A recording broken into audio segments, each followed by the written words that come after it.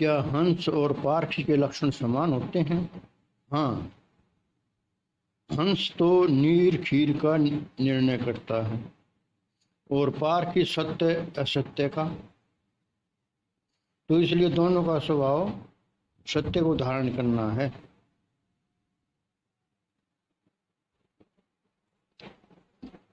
हंस के आगे आप दूध में पानी मिला के कितना ही रख दो, उसके गले में एक ऐसी कसौटी होती है कि वो दूध को उसमें से छांट के पी लेता है और पानी रह जाता है।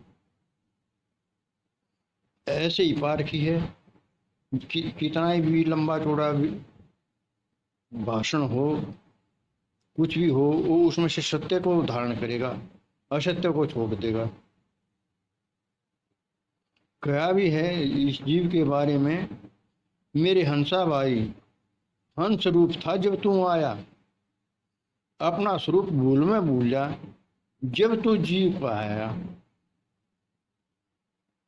यह जो जीव है, आत्मा है, यही महात्मा से परमात्मा बन जाता है। यह हंस रूप था, लेकिन यह विषय विकारों में फंस के अपना स्वरूप भूल गया, सत्य स्वरूप को, और इनमें जो है ना, इसने आनंद मान लिया शब्द सप्रस रस रूप गंध में, जिस कारण जो है ये आवागमन के चक्कर में फंस गया। इसलिए अब भी इसने पारक को अपना करके अवगुण छोड़ने चाहिए और सद्गुण धारण करने चाहिए। हंसवर्ती यही कहलाती है।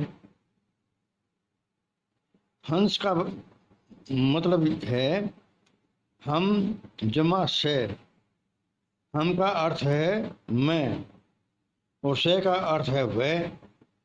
मैं वही हूं जिसे खोजना चाहता हूं। हंस का एक अर्थ होता है विष्णु, विष्णु या परम आत्मा। परम आत्मा तभी बनता है जब यह निर्विकारी हो जाए, इसमें कोई भी विकार ना हो, निर्विकारी हो जाए तो यह हंस रूप हो जाता है, यानी कि परमात्मा रूप हो जाता है, विष्णु रूप हो जाता है। इसलिए आप जो है सद्गुण धारिए, अवगुण छोड़िए। क्या आप इस काल गणना से सहमत हैं कि सतयुग की आयु 17,28,000, त्रेता 12,96,000, द्वापर 8,64,000 और कलयुग 4,32,000 वर्ष है? नहीं, बिल्कुल नहीं। द्वापर में परशुराम को कर्ण का गुरु बताते हैं। द्वापर में परशुराम को कर्ण का गुरु बताते हैं। वहीं पर त्रेता में श्री रामचंद्र के धनुष तोड़ने पर वहां रामचंद्र और कृष्ण का ना, रामचंद्र का और परशुराम का और लक्ष्मण का संवाद दिखाते हैं। अब जब ये विवाद होता है त्रेता युग में, जब सीता जी को ब्याहने जाते हैं, वो शिव जी का धनुष था और ये परशुराम जो शिव जी का उपासक था। जब वो धनुष तोड़ा गया तो उसको पता लग गया भी धनुष तोड़ा किसी ने, तो वो वहां आ गया और उनमें जो है विवाद हुआ। तो ये कैसे कहा जा सकता है कि भाई ये द्वापर और कलयुग की आयु इतनी थी? द्वापर और त्रेता में कितना अंतर था ये। तो आगे देखिए,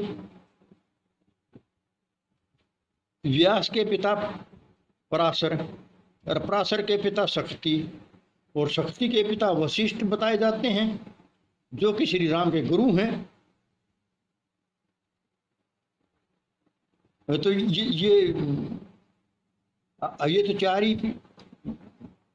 ही पीढ़ियां हुई। व्यास, पराशर, शक्ति और वशिष्ठ। अब अपने यहाँ 4 पीढ़ियाँ तो 100 साल में आ जाती हैं, और उस टाइम भी 100 साल की आयु माननी है। वेदों में जो है ना, जब वर्णाश्रम है तो आश्रम में ये 100 साल की आयु मान के 25 तक ब्रह्मचर्य, 50 तक गृहस्थ, 75 तक वानप्रस्थ और 100 तक संन्यास माना गया है। तो 100 साल की आयु का टारगेट हुआ। फिर इन गणना को कैसे माने? अब जो ना सतयुग जो है इतने वर्ष का था, त्रेता इतने का, द्वापर इतने का, कलयुग इतने का है। अब और देखिए आगे, हनुमान को श्री राम का सेवक कहा जाता है, जबकि द्वापर में भीम से उसकी पूछ तक नहीं उठाई जाती या हिलाई नहीं जाती। ये कैसे हो सकता है? त्रेता में तो कहाँ वो जो है सीता को जो है रावण के यहाँ से उनकी मदद करते हैं लाने में, और फिर जो है द्वापर में जो है वो भीम को मिल जाते हैं और भीम से उनकी पूछ तक नहीं हिलाई जाती। तो ये सभी गपोड़ हैं। युगों की सिवाय भारत में और किसी देश ने मानी है क्या? ये सब जो है पुराणों में गपोड़ भर रखी है। हमें बिल्कुल समझ में नहीं आता भाई ऐसे कैसे हो सकता है, असंभव है ये तो। जब ये एक दूसरे के ये हमारे सामने प्रमाण रहे तो ये या तो ये प्रमाण झूठे या ये इन युगों की ये जो गणना है ये झूठी। एक चीज तो झूठी माननी पड़ेगी आपको।